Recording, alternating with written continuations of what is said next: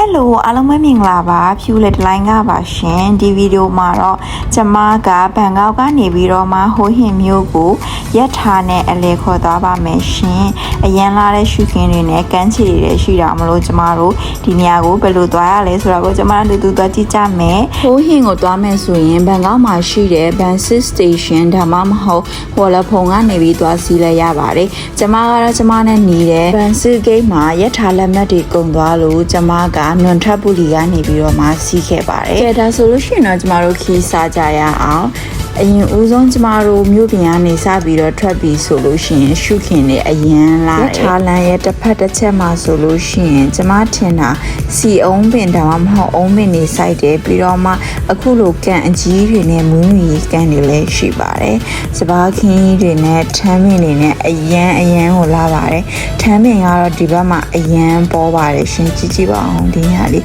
အရန်လာတယ်နော်။ရက်ထားနဲ့သွားရင်တော့လေရှုခင်ကတကယ်လာတယ်။ကျမဟိုးဟင်းကိုရက်ထားနဲ့တစ်ခေါက်လောက်သွားလိုက်ကြည့်ကြဖို့ကျွန်မကအကြံပေးလိုက်ပါတယ်ရှင်။ကဲအခုကတော့ကျွန်မတို့ဟိုဟင်ဂိတ်ကိုရောက်ပါပြီရှင်။ဟိုဟင်ဂိတ်ကိုရောက်ပြီဆိုလို့ရှိရင်တော့ကျွန်မတို့တဲမဲဟိုတယ်ကိုသွားမယ်ပြီးရင်အထုပ်တွေသတ်ထားမယ်ပေါ့နော်။ကျွန်မအစော်ကြီးရောက်တာဆိုတော့2နာရီမှချက်အင်လုပ်လို့ရမှာဆိုတော့ကျွန်မကအထုပ်တွေပဲအရင်သတ်ထားပြီးတော့မှရေတကွန်သွားမှဖြစ်ပါတယ်ရှင်။ဟိုဟင်ရဲ့ဒီရက်ထားကြရတော့ပြောမနေနဲ့အကြီးကိုမှအကြီးကဲဒါဆိုလို့ရှိရင်ကျွန်မအထုပ်တွေထွားပြီးတော့မှရေတကွန်သွားပါတယ်ရေတကွန်ကတော့ဒီညကိုသွားဖို့အတွက်ကဝင်ကြီးတော့နည်းနည်းများတယ်ထိုင်းလူမျိုးဆိုရင်ဝင်ကြီး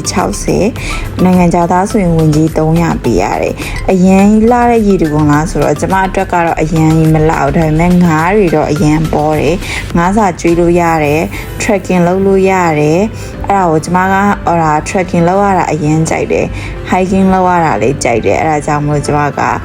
ဒီညကိုလာခြင်းဖြစ်ပါတယ်ရှင်ပထမတစ်ရက်ကတော့ကျမတို့တောင်တက်တယ်ရီခွန်လာပြီးတော့တောင်တက်ကိုလမ်းလျှောက်ပေါ့နော်တော်ထဲမှာလျှောက်ပြီးတော့သွားတယ်ပေါ့နော်ဒုတိယတစ်ရက်ကျမှကျမကန်းချီသွားမှာဖြစ်ပါတယ်ငါကတော့အရန်ပေါ်တယ်ပေါ်ဆုံးကတော့ဒီမှာငါပါငါးစာကျွေးလို့ရတယ်သူ့ပေမဲ့ငါဖန်လို့မရအောင်အဲ့လိုလေးတော့ရှိရပေါ့ကွယ်နောက်ပြီးတော့မှကျမတို့ကဒီ3လပိုင်းလောက်သွားတာဆိုတော့ရေရနည်းနည်းခန်းနေပြီးရေလည်းအပြင်းအများကြီးမရှိဘူးပေါ့နော်တကယ်ငါးတွေကိုကြီးဖို့အတွက်လောက်ပဲဒီကိုသွားဖို့တင်တယ်ဒါပေမဲ့ရေတကွန်ကလာလာဆိုတော့အဲ့လောက်အများကြီးလည်းမလာဘူး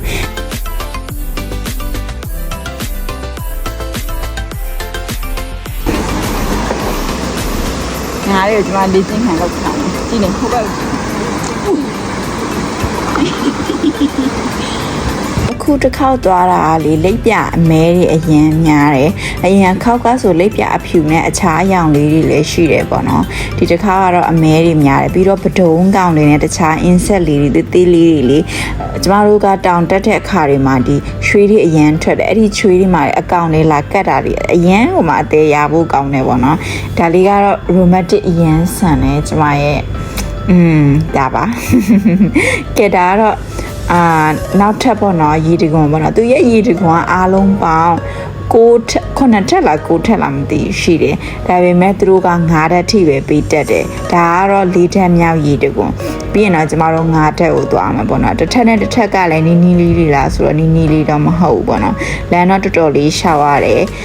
အတက်ပိုင်းကတော့နည်းနည်းခက်ပေမဲ့အစင်းကြရင်တော့မြင်ပါတယ်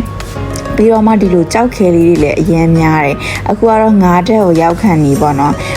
ဒီလိုမျိုးကြိုးတန်းလေးတွေကင်ပြီးတော့မှကြိုးကြနေတဲ့အဲ့ဒီတစ်ပင်တွေကိုခွာပြီးတော့မှတက်ရတာပေါ့နော်ဒါပေမဲ့တက်ရတာနည်းနည်းခက်တယ်ဒီညကိုသွားမယ်ဆိုရင်ဖနက်လလေးတွေလုံးဝမစီးသွားနဲ့တောင်တက်ဖနက်ကိုစီးသွားပါမလျှောစီမဲ့ဖနက်ကိုစီးသွားပေါ့နော်တခြားဖနက်တွေစီးသွားရင်ခင်ဗျားတို့နောင်ထားရသွားလိမ့်မယ်ကျမအရင်တစ်ခေါက်ကမင်္ဂလာဆောင်သွားရင်လည်းမှဒီညဝင်ပြီးတော့မှသွားတာဆိုတော့လေမင်္ဂလာဆောင်မှာရှိမြန်မာဝတ်စုံနဲ့လိုက်မဲ့ဖနက်ကိုစီးပြီးဒီညကိုသွားလိုက်တာကျမငရေလို့ပဲကျမဖနက်လုံးဝစီးလို့မရဘဲနဲ့ခြေပြောင်ရင်းနဲ့ရေတခွန်ကိုကျမသွားတာကြောက်ခဲရီရောတစ်ကိုင်းတွေရောစုံစမ်းစီးနေတာပဲကျမနင်းခဲ့ရတာပေါ့နော်အဲ့တော့ကြောင့်မလို့ဒီညကိုသွားမယ်ဆိုလို့ရှိရင်တော့hiking လုပ်လို့ကောင်းတဲ့ဖနက်မျိုးကိုစီးခဲ့ပါတရှိတဲ့ဖနက်မျိုးအဲ့မျိုးတွေစီးခဲ့ပါရှင်ပြီးတော့ကျမကတော့ ငါးစားကိုအပေါ်မှာကျွေးတာများတာဖြစ်လို့ဆိုတော့ဘာဖြစ်လို့လဲဆိုတော့လေ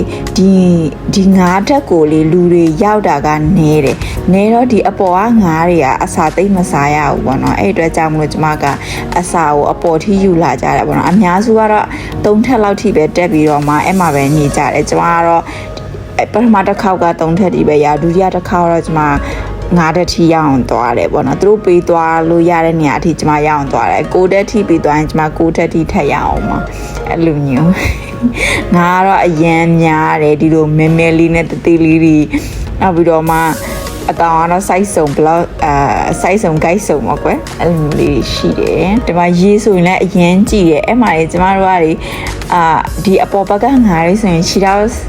ချလိုက်လို့ရှိရင်သူကအစာကျွေးတဲ့ထင်ပြီးတော့မှလေကိုခြေထောက်ကိုလာပြီးတော့စိတ်တက်တယ်ပေါ့နော်အဲကြောင့်မို့သူတို့လန့်တော့ခြေထောက်ကိုအတကုံခါပြီးတော့မှလန့်ကိုနဲ့ဝီသွားအောင်တထားလိုက်တယ်အဲဆိုသူတို့အနာမကက်တော့ဒါပေမဲ့ခဏနေသွားရင်သူတို့ကတော့အစာမဟုတ်ဘူးဆိုတာသိတော့သူတို့ကမလာကက်ဘူးပေါ့နော်ကဲဒီမှာတော့လိပ်ပြလိုက်တော့ oh my god အရင်လာတာပဲဒီမှာကြည့်လိုက်ပါအောင်ရှင်